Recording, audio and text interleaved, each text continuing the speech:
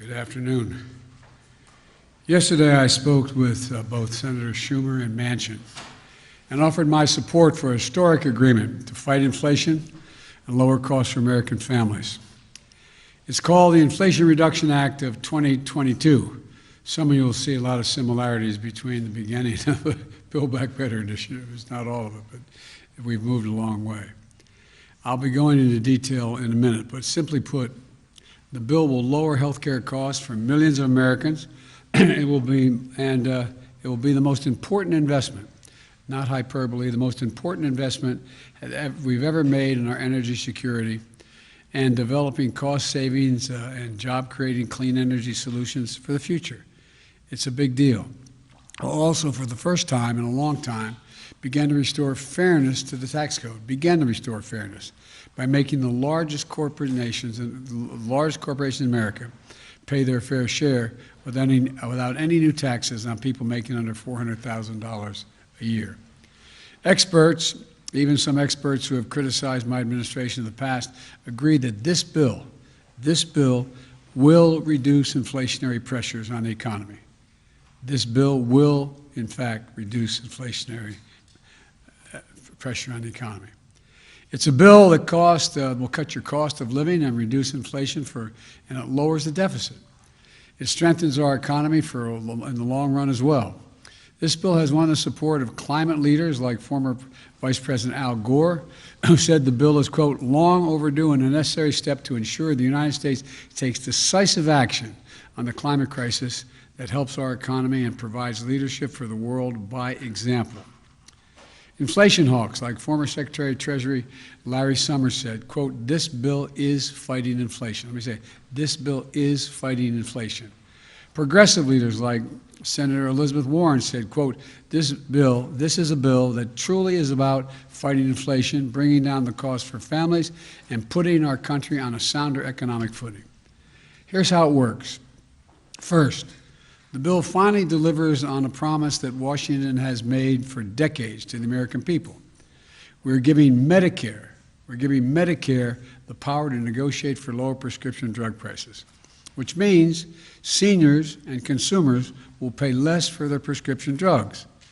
Medicare will save in the process about $290 billion. And in addition, it also changes the circumstances for people on Medicare by putting a cap of a maximum $2,000 a year.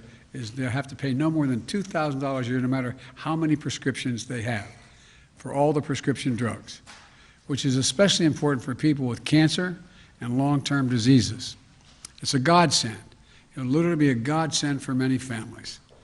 Second, the bill locks in place lower health care premiums for the next 3 years for millions of families that get coverage under the Affordable Care Act.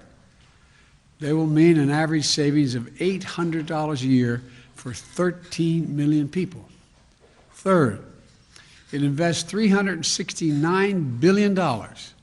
Granted, I call for 500 plus, but it invests $369 billion to secure our energy future and to address the climate crisis, bringing down family energy bills by hundreds of dollars by providing working families tax credits. It gives folks rebates to buy new and efficient appliances, to weatherize their homes, and tax credits for heat pumps and rooftop solar.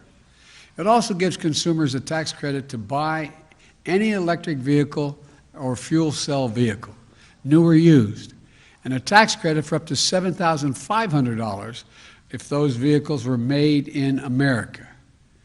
This investment in environmental justice is real.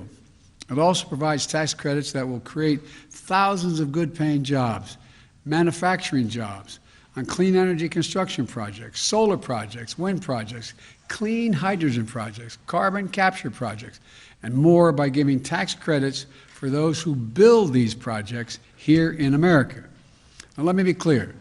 This bill would be the most significant legislation in history to tackle the climate crisis and improve our energy security right away. It'll give us a tool to meet the climate goals that are set, that we've agreed to, by cutting emissions and accelerating clean energy, a huge step forward. Fourth, This bill requires the largest corporations to begin to pay toward their fair share in taxes by putting in place a 15% corporate minimum tax. Now, I know you've never heard me say this before. It will come as a shock to you, but 55 of the Fortune 500 companies paid no federal income tax in 2020. I know you only heard me say that about 10,000 times, but the fact is they paid no taxes on an income, collective income, over $40 billion. Well, guess what? This bill ends that. They're going to have to pay a minimum of 15% tax on that $40 billion or whatever the number turns out to be. Fifth, this package will reduce the federal deficit by over $300 billion. Already on my watch, deficits come down my first year by $350 billion and a record $1.7 trillion at the end of this fiscal year. Now, this bill is going to keep that progress going.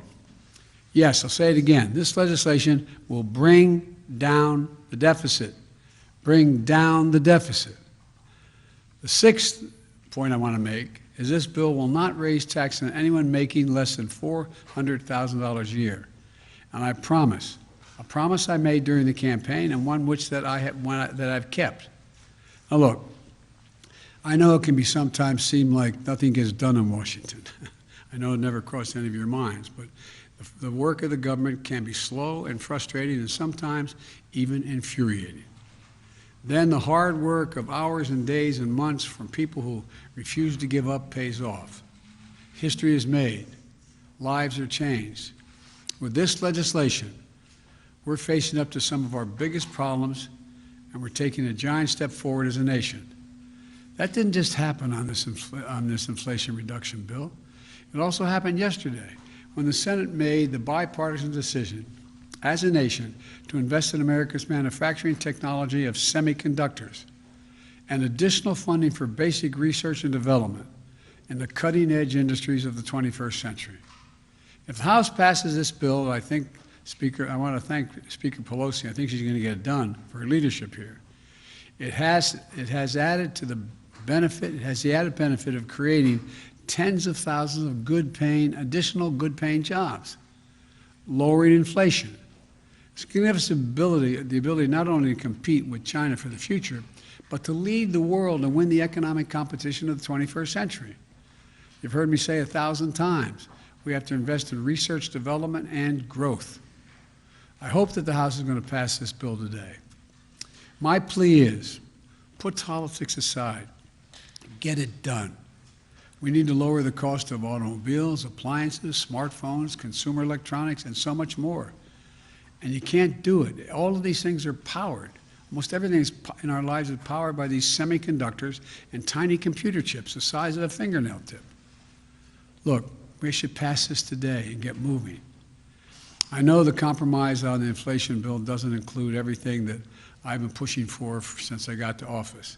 For example, I'm going to keep fighting in the future to bring down the cost of things for working families and middle-class families that matter by providing for affordable and accessible things like affordable child care, affordable elder care, preschool, the cost of preschool, housing, keeping students with helping students with the cost of college, closing the health care coverage gap. You know, it's a fancy way of saying the health care coverage gap, expanding Medicaid in states that refuse to do it, and more. Look, this bill is far from perfect. It's a compromise. But it's often how progress is made, by compromises. And the fact is that my message to Congress is this. This is the strongest bill you can pass to lower inflation, cut the deficit, reduce health care costs, tackle the climate crisis, and promote energy security, all the time while reducing the burdens facing working class and middle class families. So pass it. Pass it for the American people. Pass it for America. I'll have more to say in this later. Now I want to thank Leader Schumer and Manchin, Joe Manchin, Senator Manchin, for the extraordinary effort that it took to reach this result. Thank you. And let me speak to one other issue. The GDP, and whether or not we are in a recession. both Chairman Powell and many of the significant banking personnel and economists say we're not in a recession. But let me just give you what the facts are in terms of the state of the economy. Number one, we have a record job market of record unemployment of 3.6% today. We've created 9 million new jobs so far, just since I became president. Businesses are investing in America at record rates, Foreign business like SK and others are investing in America, hundreds of millions and trillions of dollars, sum total. $100 billion in semiconductor investments already announced by Intel, Samsung, and Texas Instruments.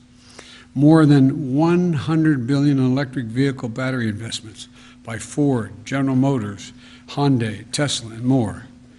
And just last week, as I said, SK Corporation of the Republic of Korea announced $22 billion in new investment in semiconductor batteries, chargers, and medical devices, creating another 16,000 jobs here in America. And this is powering the strongest rebound in American manufacturing in over 3 decades, creating 613,000 manufacturing jobs.